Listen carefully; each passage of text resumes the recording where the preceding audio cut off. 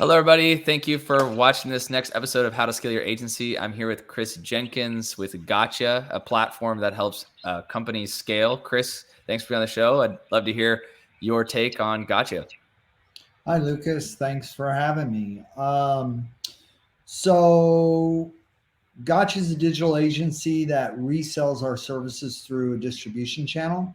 We've got, a nationwide network of marketers who already sell other products and services to their clients. So they already have relationships with their customers, and digital marketing is somewhat new to them. New to them as far as selling, but certainly not new. It's not new to anybody, right? We're all Right. exposed to digital marketing. So we basically recruit them into our platform and then train them and support them in selling our products and services to their customers. So we do typical digital agency type stuff, development, SEO, online Yeah. advertising. And then our platform, we developed a couple of proprietary products. We've got probably the world's most powerful blogging and social posting tool. It's a curation product, but it's like a 800-pound gorilla that drives massive traffic to websites. We have one customer getting over 1 million visitors to the articles that we're posting every year. Hmm. We do typical local SEO programs, but it's a lot of hands-on, a lot of GMB management. And then we developed Gotcha Places, which is a service area tool. It's a powerful automated tool that kind of maps out location pages tied to keywords on client websites so they show up in searches away from their local area. Right. And finally, we have a reviews product that, you know, it's proprietary. We built it from the ground up, but there's a lot of reviews products out there. We like ours because all of our products are installed on a customer's website. Mm-hmm. So that's pretty much pretty. Oh, and we have our own proprietary analytics package or program software that we built, which we were a little disappointed with analytics because everybody uses Google Studio, and they send a Google Studio to a client, and it's full of a bunch of charts and a bunch of stuff, and customers go, oh, cool, and then they never look at it again. So our analytics streamline all that information we pull from not only Google Analytics, but SEMrush and a number of other areas, including our own products. And what we do is show them the filter all the way down to conversions. So they love it because at the end of the day, that's why they're paying the money. That's why they hire a digital agency. They want to know, how many phone calls have you got me? How many leads have you got me? How much money have you made me? And how much do you charge for this? So our services range, right? So on the one hand, it's all custom. So, we'll build websites anywhere from, I'd say, 10 to 25K is our niche. When you get into larger web builds, they're larger companies, and the politics and the going back and forth can be a little daunting. So we like the quick builds.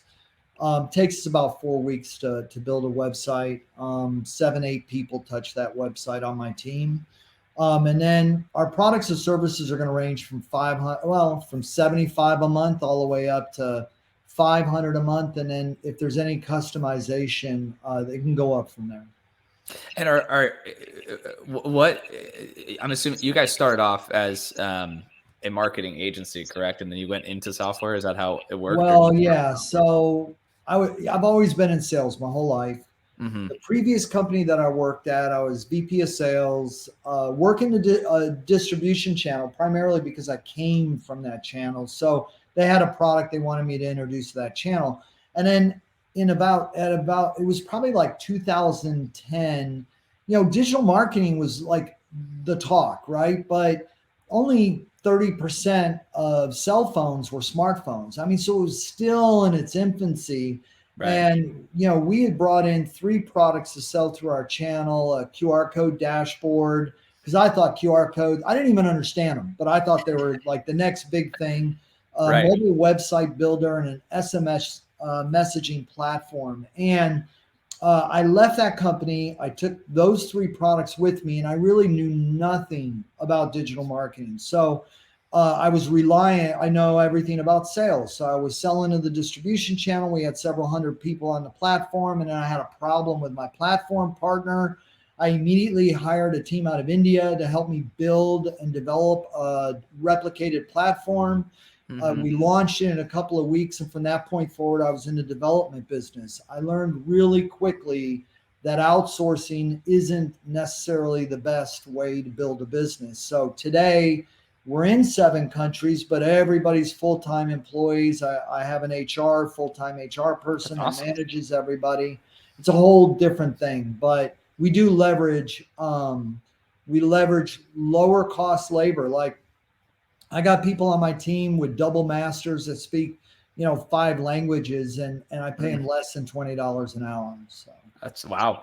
And it, do you have a physical office in the States, or is that people like to yes, go into? yes. So Okay. we're headquartered out of Dallas. I mean, I'm in my home now, and I've gotten kind of comfortable. I think a lot of businesses have. I let the lease is about to go up on our offices, so I'm going to let that lease go up. Everyone's working remote, and I just built a house quite a distance away, about 40 minutes from the office. So we're looking at space out here. But yeah, I mean, it used to be you have to have an office. See, first of all, clients don't come to us, they come to my distributors. Hmm. But it's important for people to have a place to go to work. And that was always the mantra. But after COVID, it's like nobody wants to leave. We've all kind of Right. adjusted to working remotely. And I Yeah. literally built my business uh, on Skype. I mean, I don't use Skype anymore, but literally built my business with remote workers and millions of words on Skype. Yeah. That's very interesting. Yeah, I know. For me too. I was before the pandemic. I was from home, definitely. But I'm curious. Let's definitely touch on the software, and then also touch on those distributors, because one thing about our show is that I've noticed agency owners tend to fall into 2 categories. One, they are uh, building like a generational business where they want to hand off their business to their kids, which is not mutually exclusive to the second point, which is a lot of agency owners tend to want to do an agency and then get into software. And there's the third type, which is just people who love digital marketing. They only want to run an agency, which is very common, obviously, but there is a significant amount of people who want to get into software. So I'm curious, like, especially for myself, because I'm trying to get into software too. What advice would you give somebody who runs an agency, who's looking to get into software and sell software to their clients? So that's a really, really good question because software development, um, it's a it's different than website development. Like, first of all, you use back end developers to build.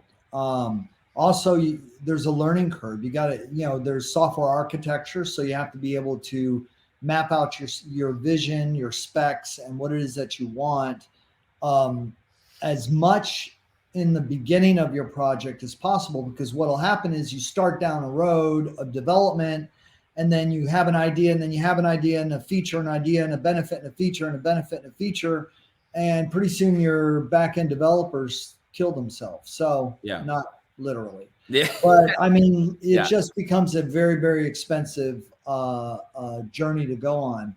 I think going into software is great.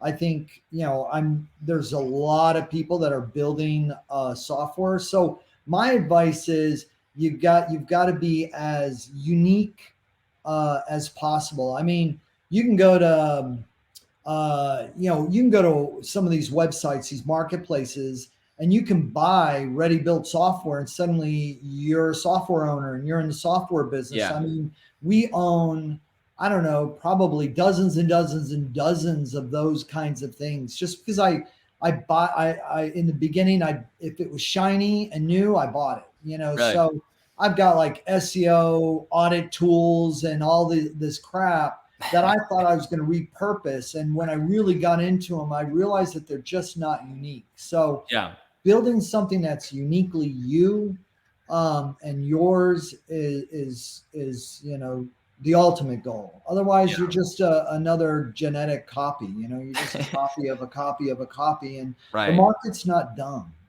Yeah. Well, you only need to be right once, right? You have Yeah. to have one idea that's contrary to the markets that, is right. And then you hit that grand slam. I just read this book called $100 Million Offers, which is a really good book.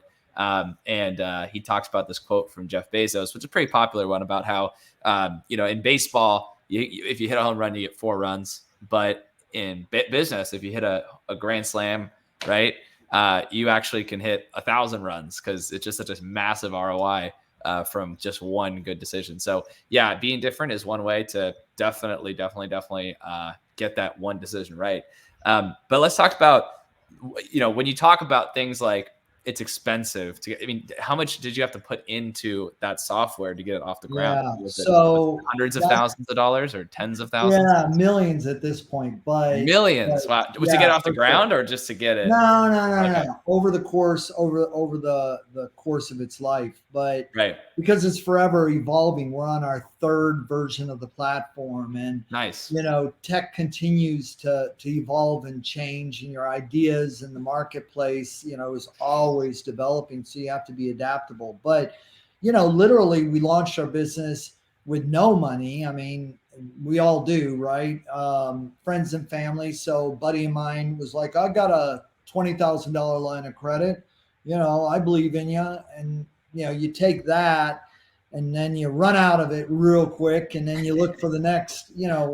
See, I've always been a hustler my whole life. So if literally you could pick me up and drop me anywhere and I'll start earning right away. One way or the other, I'll figure out how to make some money. Maybe not in digital marketing, but I will earn some Right. money. And so when I launched my company, I applied all of those skills to what we were offering. So Yeah. we were at least very quickly able to generate enough money to like keep going. It's kind of Right. like that game.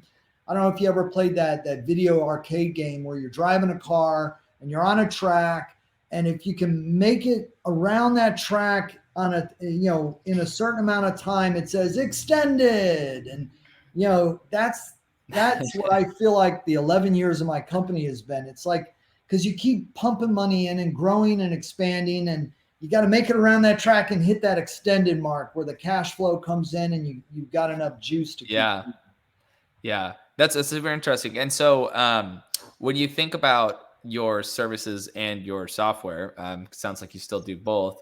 How do you think about that relationship? One thing that I am doing at the moment is I am basically having my clients be the initial users of my software because I don't have to try as hard to get new users, and then I get that data, and then I make it better, and I just answer. I try to make a product or a feature for every single one of their needs, and just make it better, because you already have that laboratory. So I'm curious, do you see it the same way, or how do you go Yeah, about making your software in relation to your service customers?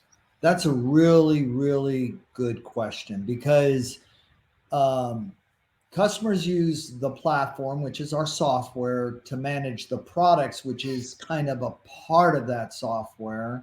Hmm. But out of necessity, so we handle a lot of medical customers, Right. and they're running like spine, bariatric, pain management, foot and ankle, urology. So these guys run big ad campaigns, and they're always they're it's real tricky because at the end of the day, all they care about, for the most part, are surgeries or big money medical procedures that they perform as a result of these campaigns. And so in the early days, we were full of Google Studio, sheets, and just trying to show our value. And then I realized, I need something more, and there was really nothing out there, so we built it. And Right. that was a very, very simple CRM that pulled that in from multiple areas, and then had doctor logins where we required them to tell us what was the result of the lead. Did it go to clinic? Right. Was it referred out? Did it go to surgery? So all of a sudden, we were able to tell a customer, okay, so you spent $560,000 over the last year on ad spend, but you book $13.2 million in surgeries. So all of a sudden you justify your Oh existence. yeah, yeah. And that's a digital marketer's dream, right? I Right. mean, how do you substantiate or justify the money that your customers are paying you? And everybody says ROI, ROI. Well, what is that? What does that look like? Yeah. That's super interesting. And with this all in mind, you talk about your distributors, right? How does that relationship work? I mean, are they almost like affiliates where they get a percentage of any of the sales that they send you, or how does that work? Yeah, so they come out of a ready-made industry Hmm. where they already reselling other products manufactured by suppliers. Hmm. So they're used to looking at a retail price and making 40 to 30% commission off of those prices. And um, so that's how they make their money. Now we go out, we bring them into webinars. We introduce them. A lot of them know nothing really about digital marketing. A small 80-20 rule, 20% of them are real savvy. But 80% of them are, they've just been in the industry for so long, making a good living in it. The industry's changing and it's Right. metamorphosing into these massive online stores. It's kind of like the Fuller brush salesman. There's a book I read, and he did an interview and went out on a day trip with the last living Fuller brush salesman. Now, I never heard of a Fuller brush, but in the 40s and Either. 50s, they were one of the biggest growing companies around, and they were just scrub brushes. And they would go door to door and they would like sell these scrub brushes. And he went out with the last living Fuller brush salesperson. And I thought, it's like the buggy whip, eventually, if you're, and especially in digital, Yeah. you invest your heart and soul into the work that you do or the software that you build, and it's fueled by maybe these massive dreams of big money. I can't tell you. I remember when I first launched my company and then we started developing some of our products, I told my kids, get ready. 90 days. That's all I need. 90 days. We're going to be rich. I'm talking 100 million. We're going to get there. And what I realized is kind of like, it's like in Vegas, or when you go out, you drive out of Vegas and you go into those mountains and you're like, hey, let's run to that mountain over there. And Yeah. 4 hours later, you barely cross the valley. Right. Well, And it's funny. Oh, we're going to say, sorry, I want to cut you and off. I was just going to say that maybe we're supposed to be like that. That's how we're built, right? Let's go to Yeah. that mountain. Let's go. Come on, come on. But I think if you understand that journey, you're going to be in the desert for a long, long time before you hit that mountain. Yeah, we all hear about those flash and pan big hits and those guys that make it really big, really fast, but then we don't know how many years it took for them to get to that point, Right. or how much experience it took. It's And usually a while. That's for sure. Because well, 10,000 hours, you hear that. yeah. And there's always people out there trying to demystify the 10,000 hour thing, but there's no substitute for experience. No, there isn't. There really is not. Yeah, and it is very interesting to see, and I think that I wouldn't sell yourself short. I mean, if you guys are doing over $5 million in revenue, how much of that is software revenue? Is that the majority of it software revenue, or do you guys do a mix of Yeah. both? So it's about half and half. And that's a really good question too, and here's why. Um, First of all, I'd much rather build once for 10,000 people Yeah. than, build once, then I have to build 10,000 times, right? And that's Right. like the website and the development. And because I everything I look at, I want to be the best I can be at. In other words, Right. I'm just not going to slap a website together and put a bunch of gibberish on it and sell it to you and take your money. Yeah. I literally want to make sure that the website I'm building is not only good looking and, is going to convert for you and it has proper SEO. It's hysterical. Every web designer, every digital agency plugs SEO, SEO, SEO. I literally have a team of nothing but SEO experts, and our software is SEO centric. It just makes me smile. So anyway, when you invest that much into the quality of what you're doing, and the market isn't demanding the money that it takes. In other words, if you're building Bentleys, Yeah. but there's very few people that'll buy a Bentley, then you're kind of stuck. What do you do, right? So how do you become the Henry Ford of web development, where at least what you're producing, is a race car for a client, but it's affordable.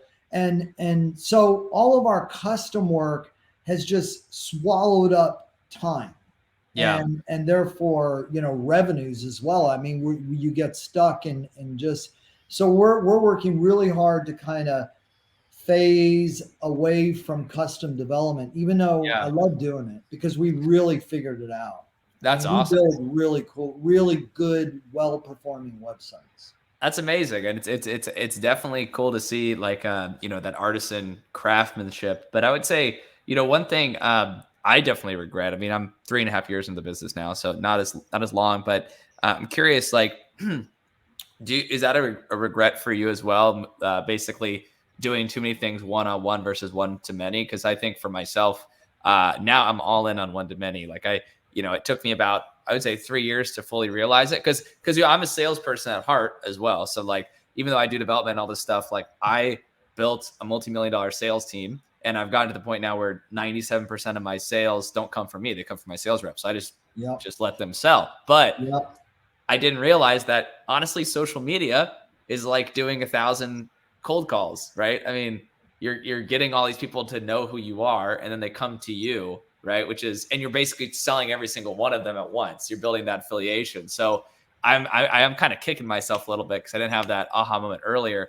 But I'm curious if you've seen the same thing with software. I mean, Yeah. you're trying to offload these, not offload, but trying to move away from services. So I imagine it's probably a similar thought process. Well, see, you're lucky, and maybe a lot of people that are getting into digital now, they're very lucky because when I started, people were still trying to figure the stuff out. Yeah. I mean, literally, they were trying to figure it out. So I didn't know where I needed to be. Should I be in web dev? I mean, a piece of software. Well, I wasn't even sure what we needed to build and what it needed to accomplish. Right. So Yeah. it's kind of like when I used to be a print broker, and I'd lose money on business cards because the customer will pay you $30 for the cards. It'd take you 2 hours to design a stupid business card, right? You spend like, because you got to send it back to them, and then they send it back to you. And I, if I didn't sell them business cards, they'd have to get them, and another Yeah. printer would sell it to them. So I launched, and I figured, we had our platform, and we developed a couple of really cool, we call them gotcha apps. I didn't talk about it today just because they need a refresh. But the bottom line is, I had to build the websites because that was the lowest hanging fruit, and I'm a guy that goes after the money. The problem is, I had to really learn how to build websites and what SEO was about, and what content management system we wanted to build on. I mean, it was really, we were running across Easy Publish, Drupal, OpenCart, Yeah. Magento, Joomla, custom CRMs. It was insane, all the Yeah. different CRMs that we were working on. So I was kind of screwed because at the end of that long ass journey, I've got my feet in a lot of things, and focus is really what it's all about. And had Right. I launched and just stuck with platform sales, but I didn't have the knowledge, right? How do you build a product that's an SEO product that's going to drive massive traffic if you haven't did it manually, if you haven't really figured out what you need to do to make that work? And so, Yeah. It's yeah, important. I have regret. I, Yeah. I do. My regret is that somebody didn't hand me a blank check way in the beginning, because I would have figured it out a long time ago. You didn't invest into Bitcoin in 2012. Yeah, I So. regret that too. I should have invested in Elon Musk Tesla, because he was like my role model back in like 2016, and I should have invested. I never did. I never put any money, but I'd have probably millions of dollars now if I did. But one of my last questions before we jump to the lightning round is, how would you value the company in terms of software? Because I have another kind of mentor, who he owns a company called Nuclear Networking, and they have a software that is basically fuels the agency clients, et cetera. And he's kind of been back and forth with me about if that's seen as a separate line item that can be valued as a software company, right? Yeah, So I'm absolutely. curious if I mean, honestly, to your business, it does seem like you lead a little bit more with software on the website than he does. So it might get its own independent valuation. But I'm curious, like, how you look at that. Is it two separate things, or is it a combined brand Yeah. So valuation? we rebuilt our site. I wanted it launched before the first, but anyway, first quarter is when it came out. Yeah. And we stripped away all the services stuff and just led with just products. Right. But the software is the money. Yeah. You cannot, I mean, look, you can make a great living. I make a good living off of web dev, SEO, and online ad management. We make a lot of money on it. We're good at it. It just requires a lot more TLC, tender love and care.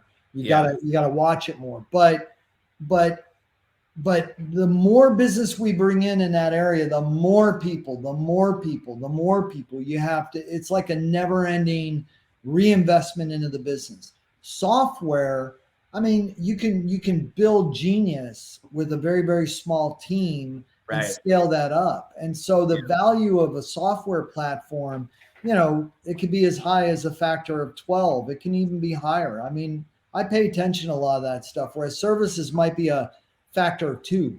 Yeah, it's pretty bad. I mean, but I do think that the one thing I do love about starting the services business first is it forced me to learn all the things I would need to know to run like a $10 million software company. Because honestly, it's a lot of the hard stuff that would be, if I just went and raised like $10 million VC funds, I might not ever learn this because, I just kind of am getting thrown money at me, but I didn't have to go get it. I didn't have to maintain it. It's a lot harder. So I totally understand. So, just kind of jumping in, because I know I kept you on for a little longer than I said. So just kind of jumping in here at the end here. How old are you? You said 52? I'm 54. I hate 54. To say it. It's all good. It's all good. Agency age, you said 12 years, right? 11. 11 years. Okay. Any book recommendations? You said Selling Fire. What was it called? Stealing Fire. Well, it started out really, really strong, but he's talking about achieving maximum performance. And he's talking a lot about psychedelic drugs and stuff like that. so I'm still figuring this guy out. I mean, he has a training program and he gets about 5K for it. And I've read some Quora on it, and these guys are saying that it's pretty solid. But I'm trying to figure out, is this guy like, am I going to get a sheet of drugs that I should be ingesting to like reach peak performance and, obliterate everybody? He spent a whole chapter talking about Burning Man, which I do kind of want to go to. It's some big. I know. I literally was watching YouTube yesterday about Burning Man. It was saying that the Black Rock City is a city that's only for a week. Yeah. It's pretty crazy. Well, I'm thinking me and my son will go out there next year, but they do it every September just to say that you done it. And you should. But I read a lot. So, I mean, Outliners is a good one. Outliers, like with Malcolm Gladwell.